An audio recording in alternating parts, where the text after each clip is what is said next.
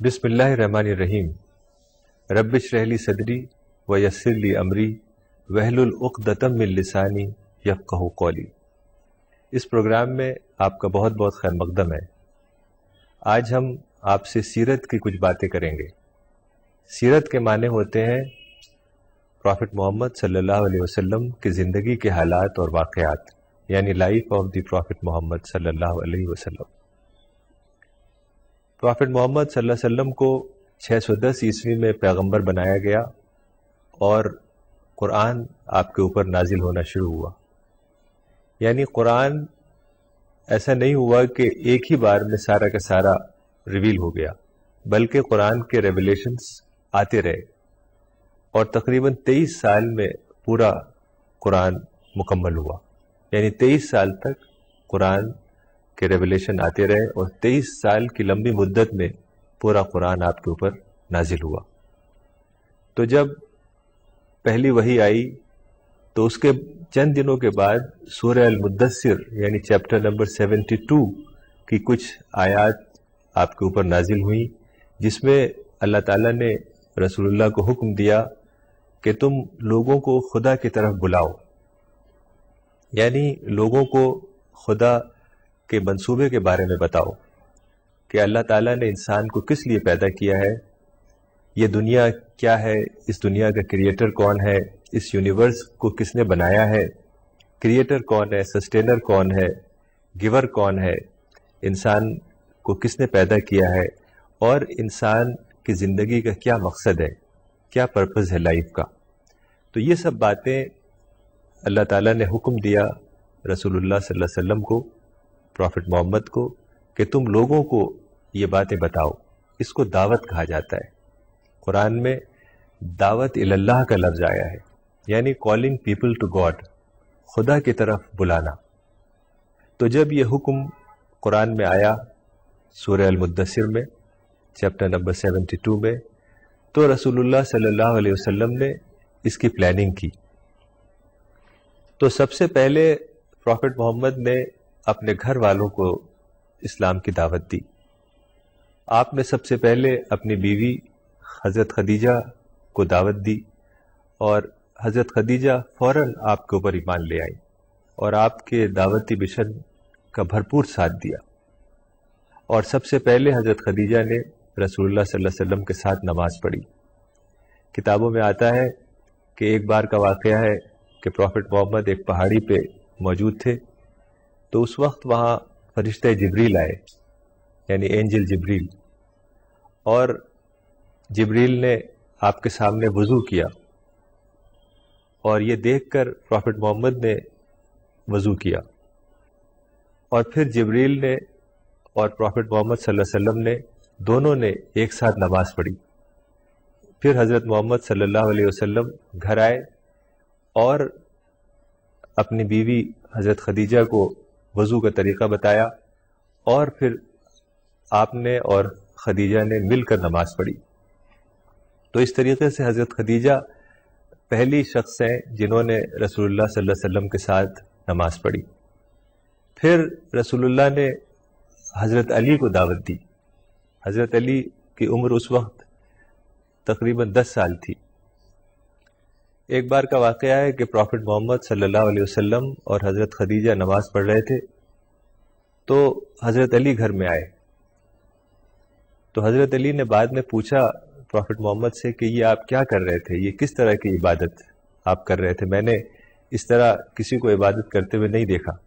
تو رسول اللہ صلی اللہ علیہ وسلم نے بتایا کہ یہ نماز تھی، ہم نماز پڑھ رہے تھے، مجھے خدا نے پیغمبر بنایا ہے اور میرے اوپر قرآن ریویل کیا ہے، تو تم بھی اس کا ساتھ دو، تم بھی میں تم کو بھی اس دین کی دعوت دیتا ہوں۔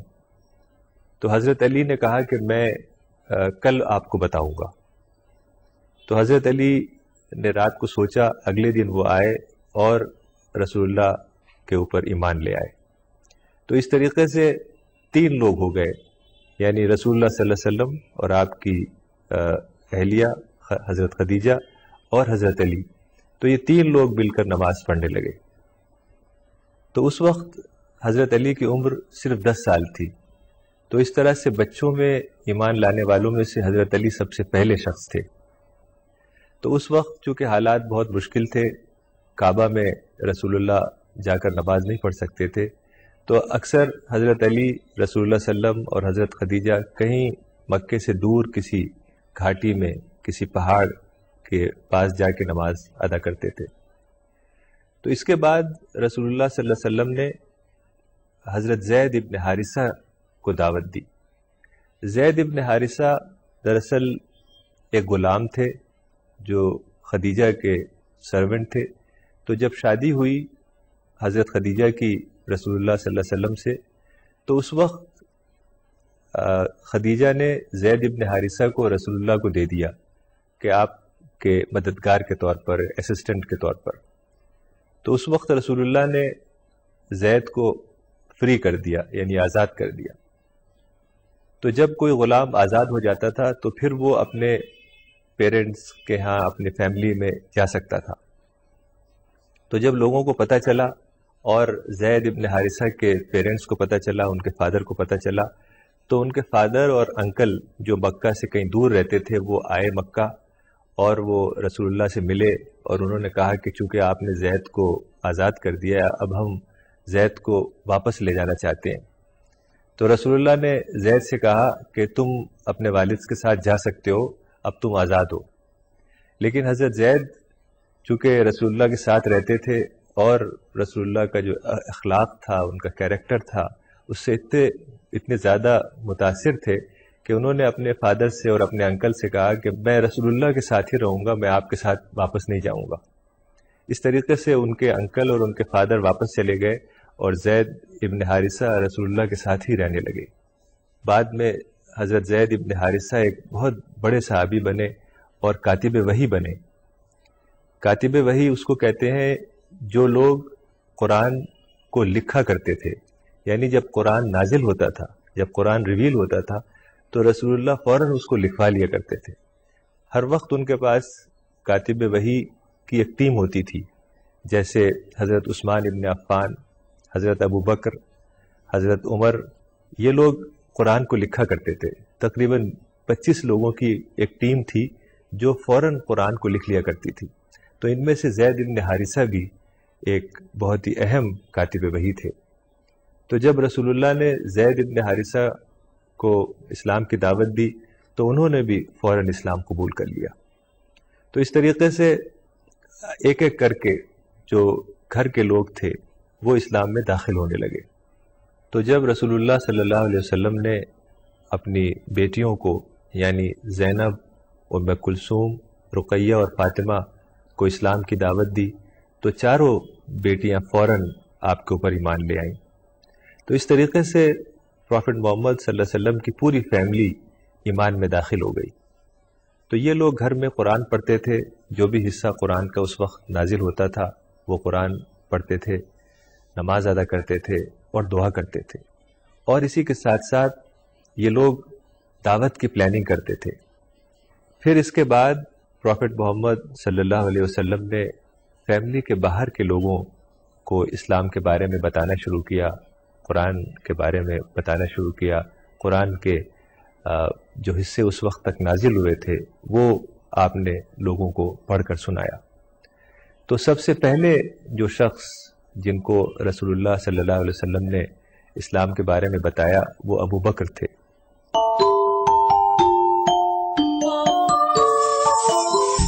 تو حضرت ابو بکر پروفٹ محمد صلی اللہ علیہ وسلم کے ہم عمر تھے. تقریباً آپ کی، پروفٹ محمد صلی اللہ علیہ وسلم کی اور حضرت ابو بکر صدیق کی عمر تقریباً برابر تھی. حضرت ابو بکر 1-2 سال چھوٹے تھے رسول اللہ سے اور بچپن کے ساتھی تھے، بچپن کے دوست تھے. تو جب رسول اللہ نے حضرت ابو بکر کو اسلام کی دعوت دی تو انہوں نے فوراً مان لیا. بعد کے زمانے میں رسول اللہ نے حضرت ابو بکر کے بارے میں بتایا کہ میں نے جس کو بھی اسلام کی دعوت دی اس نے کچھ ہیجیٹیشن دکھایا، کچھ ہچکچاہٹ دکھائی، لیکن ابو بکر نے جیسے میں نے اسلام ان کے سامنے پیش کیا تو کسی ہیجیٹیشن کے بغیر انہوں نے اسلام کو قبول کر لیا. حضرت ابو بکر دراصل مکہ کے ایک بہت ہی مشہور آدمی تھے.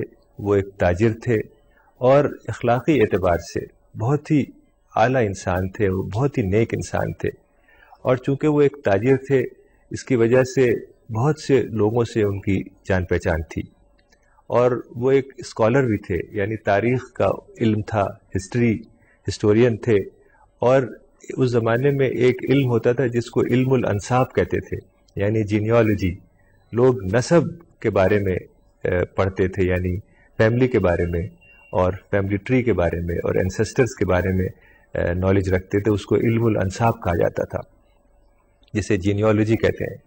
تو حضرت ابوبکر جینیالوجی کے بہت بڑے ایکسپرٹ تھے۔ قرآن میں حضرت ابوبکر کا ذکر چیپٹر نمبر 9 یعنی سورہ توبہ میں آیا ہے۔ قرآن میں آیا ہے ثانی اثنین اذ ہما فی الغار، یعنی وہ دو میں سے دوسرے تھے جب وہ دونوں غار میں تھے۔ دراصل جب پروفٹ محمد صلی اللہ علیہ وسلم مکہ سے مدینے کے لیے مائیگریٹ ہوئے تو اس وقت حضرت ابوبکر آپ کے ساتھ تھے، اور آپ نے غار میں کچھ وقت گزارا تھا، چونکہ دشمن آپ کے پیچھے تھے اس لیے آپ کو غار میں چھپنا پڑا۔ تو اس وقت جب غار میں آپ چھپے ہوئے تھے حضرت ابوبکر کے ساتھ، تو یہ قرآن کی آیت آئی ثانی اثنین اذ ہما فی الغار، کہ وہ غار میں دو میں سے دوسرے تھے۔ تو اس طریقے سے حضرت ابوبکر اسلام میں داخل ہو گئے۔ تو جب حضرت ابوبکر ایمان لائے تو انہوں نے پروفٹ محمد سے پوچھا کہ میں اب کیا کام کروں؟ تو رسول اللہ نے جواب دیا کہ وہی کام جس کے لیے میں بھیجا گیا ہوں، یعنی دعوت اللہ۔ تو اس سے ہمیں یہ پتہ چلتا ہے کہ جو بھی انسان، جو بھی شخص اپنے آپ کو حضرت محمد صلی اللہ علیہ وسلم کا امتی کہتا ہے، مومن اپنے آپ کو سمجھتا ہے، اس کا یہ کام ہے، اس کی ذمہ داری ہے دعوت کا کام کرے، یعنی وہ بھی پروفٹ محمد کے مشن کا حصہ بنے۔ چونکہ پروفٹ ہوڈ تو ختم ہو گیا لیکن پروفٹ کا مشن باقی ہے، وہ قیامت تک چلتا رہے گا، اور یہ اہل ایمان کی ذمہ داری ہے کہ وہ بھی اپنے آپ کو اس مشن میں لگائے اور لوگوں کو قرآن کے بارے میں، سارے انسانوں کو قرآن کا میسج پہنچانے کی کوشش کرے۔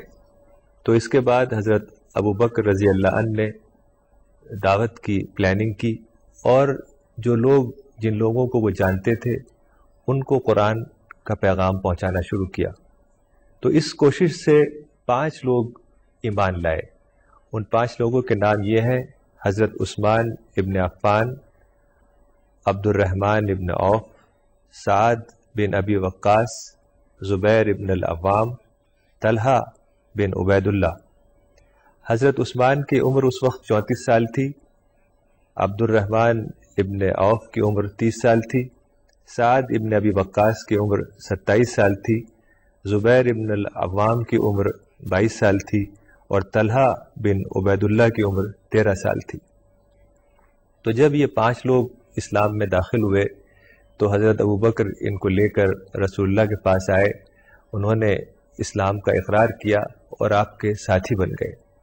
تو اس طریقے سے حضرت ابوبکر کے ساتھی آہستہ آہستہ اسلام میں داخل ہونے لگے، جس کی وجہ سے اسلام کو کافی طاقت اور تقویت ملی۔ تو اس کے بعد جو دوسرے مرحلے میں جن لوگوں نے اسلام قبول کیا ان کے نام یہ ہیں: ابو عبیدہ ابن الجراح، عبیدہ بن حارث بن عبد المطلب، ارقم بن ابی الارقم، فاطمہ بن خطاب حضرت عمر کی بہن، سعید ابن زید فاطمہ کے شوہر، عائشہ بنت ابوبکر حضرت ابوبکر کی بیٹی، اسما بنت ابوبکر حضرت ابوبکر کی بیٹی، خباب بن ارت۔ تو یہ دوسرا گروپ جو اسلام میں داخل ہوا حضرت ابوبکر کی دعوتی کوششوں کی وجہ سے، اس میں ان کی 2 بیٹیاں بھی شامل تھیں، عائشہ بنت ابوبکر اور اسما بنت ابوبکر۔ حضرت عائشہ کی شادی بعد میں رسول اللہ صلی اللہ علیہ وسلم سے ہوئی۔ تو اس طرح حضرت ابوبکر کی دعوتی سرگرمی سے کافی لوگ آہستہ آہستہ اسلام میں داخل ہونے لگے۔ جو تیسرا گروپ ایمان لایا ان میں سے ان کے نام یہ ہیں: عبداللہ ابن مسعود، عبداللہ ابن جہش، جعفر بن ابی طالب، جو کہ حضرت علی کے بھائی تھے، اور ان کی بیوی اسما، خالد بن سعید بن العاص، عمار ابن یاسر، ابو ذر الغفاری، انیس الغفاری، اور ان کی ماں بلال ابن رباح الحبشی۔ تو جو لوگ تیسرے گروپ میں ایمان لائے ان میں مرد، عورت، بچے سب شامل تھے، اور ان لوگوں کی کل تعداد 40 ہو گئی۔ تو اس طرح سے اسلام آہستہ آہستہ مکہ میں پھیلنے لگا۔ یہ لوگ نماز پڑھتے تھے، قرآن کی تلاوت کرتے تھے، آپس میں سیکھتے تھے اور دعوت کی پلاننگ کرتے تھے۔ تو پھر آہستہ آہستہ یہ تعداد بڑھنے لگی، اور اسی دوران ارقم ابن ابی الارقم نے اسلام قبول کیا، حالانکہ ان کی عمر صرف 16 سال تھی، اور ان کا گھر اس وقت صفا پہاڑی کے قریب الگ تھلگ مقام پر تھا۔ تو رسول اللہ صلی اللہ علیہ وسلم نے ارقم کے گھر کو پہلا سینٹر بنایا، جس کو دار الارقم کہا جاتا ہے۔ تو یہاں سارے صحابہ جمع ہوتے تھے، اور جو حصہ قرآن کا نازل ہوتا تھا اس کو پڑھتے تھے، اس کو یاد کرتے تھے، اور رسول اللہ صلی اللہ علیہ وسلم صحابہ کی ٹریننگ کرتے تھے۔ تو جو بھی صحابہ تھے اور جو صحابیات تھیں، صحابہ کہتے ہیں ان کو جو رسول اللہ کے ساتھی تھے، جی، جو آپ کے اوپر ایمان لائے اور آپ کے مشن کا ساتھ دیا۔ اور جو خواتین تھیں اس وقت ان کو صحابیہ کہا جاتا تھا۔ تو صحابیہ جو تھیں ان کا بھی اسلام کی دعوت میں بہت ہی بڑا رول ہے۔ ہمیں کتابوں سے کئی واقعات ملتے ہیں جس میں جو خواتین تھیں دور اول کی، انہوں نے بہت ہی بڑے بڑے دعوتی کام کیے۔ مثال کے طور پر کتابوں میں آتا ہے، صحیح بخاری میں اس کا ذکر ہے، ایک صحابیہ تھیں جن کا نام تھا ام حرام بنت ملحان۔ دراصل ام حرام بنت ملحان پروفٹ محمد صلی اللہ علیہ وسلم کی جو ویٹ نرس تھیں، یعنی دائیا حلیمہ سعدیہ، ان کی بہن تھیں۔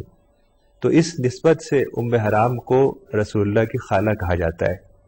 ام حرام دراصل حضرت انس ابن مالک کی خالہ تھی، اور ان کے ہسبینڈ کا نام عبادہ بن سامت الانصاری تھا۔ ان کا اصل نام رمیسہ تھا۔ تو اکثر ایسا ہوتا تھا کہ رسول اللہ صلی اللہ علیہ وسلم ام حرام کے گھر پر آتے تھے اور وہاں آرام کرتے تھے۔ تو ایک بار کا واقعہ ہے، پروفٹ محمد صلی اللہ علیہ وسلم ام حرام بنت ملحان کے گھر آئے، اور آپ نے وہاں تھوڑا ریسٹ کیا، اور اس دوران آپ کو نیند آ گئی۔ تو نیند کے بعد جب آپ کی آنکھ کھلی تو آپ مسکرا رہے تھے۔ تو ام حرام نے پوچھا کہ آپ کیوں مسکرا رہے ہیں؟ تو پروفٹ محمد صلی اللہ علیہ وسلم نے جواب دیا کہ میں نے خواب دیکھا، اور خواب میں یہ دیکھا کہ میری امت کے کچھ لوگ میڈیٹرینین سی کا ایک دعوتی سفر کریں گے۔ تو ام حرام بنت ملحان نے کہا کہ خدا کے رسول، آپ میرے لیے دعا کیجئے کہ میں بھی اس گروپ کا حصہ بنوں۔ تو پروفٹ محمد نے جواب دیا کہ ہاں، تم اس گروپ کا حصہ ہو۔ تو پھر تھوڑی دیر بعد پروفٹ محمد صلی اللہ علیہ وسلم کو نیند آ گئی، اور پھر جب آپ کی آنکھ کھلی تو آپ مسکرا رہے تھے۔ تو ام حرام نے پوچھا کہ آپ کیوں مسکرا رہے ہیں؟ تو آپ نے جواب دیا کہ میں نے پھر خواب دیکھا ہے، اور خواب میں دیکھا کہ میرے امت کے کچھ لوگ ایک دعوتی سفر کریں گے میڈیٹرینین سی کی طرف۔ اور آپ نے الفاظ استعمال کیے کل ملوک علی الاسرہ، یعنی بادشاہوں کی طرح سے۔ تو ام حرام نے کہا کہ خدا کے رسول، آپ میرے لیے دعا کیجئے کہ میں بھی اس گروپ کا حصہ بنوں۔ تو پروفٹ محمد نے جواب دیا کہ پہلے گروپ میں تم ہو، لیکن دوسرے گروپ میں تم شامل نہیں ہو۔ تو اس طریقے سے تاریخ سے ہمیں پتہ چلتا ہے کہ حضرت عثمان کی خلافت میں، یعنی 26 ہجری یا 649 AD میں، صحابہ کا ایک گروپ مدینہ سے سیریا گیا، اور وہاں سیریا میں ڈیمسکس وہ لوگ رکے، وہاں انہوں نے دعوتی کام کیا، اور پھر وہاں سے اونٹ پہ اور خچر اور گھوڑوں پہ انہوں نے آگے کا سفر کیا، اور وہ سیریا کے شہر ہمس میں پہنچے۔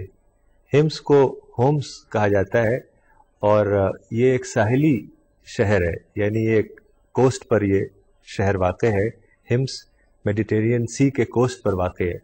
پھر یہاں سے یہ لوگ کشتیوں کے ذریعے سائپرس کے لیے انہوں نے سفر کیا، سائپرس یعنی قبرص، اور وہاں سائپرس میں جا کے انہوں نے دعوتی کام کیا اور بہت ہی اس کے اچھے نتیجے نکلے، اور پھر وہ لوگ وہاں کچھ عرصے رک کے واپس ہوئے۔ تو اس گروپ میں حضرت ام حرام بنت ملحان بھی شامل تھیں، اور اس وقت ان کی عمر 70 سال تھی۔ تو جب یہ لوگ واپس ہونے لگے تو ام حرام بنت ملحان ایک خچر پر سوار تھیں، ایک خچر پر سفر کر رہی تھی، تو وہ کسی وجہ سے گر گئیں، اور گرنے کی وجہ سے چوٹ ایسی لگی ان کو کہ ان کی وہیں ڈیتھ ہو گئی، اور پھر وہاں ان کی قبر بنا دی گئی۔ تو آج بھی سائپرس میں لارناکا جو شہر ہے، وہاں ساحلی شہر، اس میں ام حرام بنت ملحان کی قبر موجود ہے، اور وہاں لکھا ہوا ہے کہ نیک خاتون کی قبر، قبر المرأۃ الصالحہ،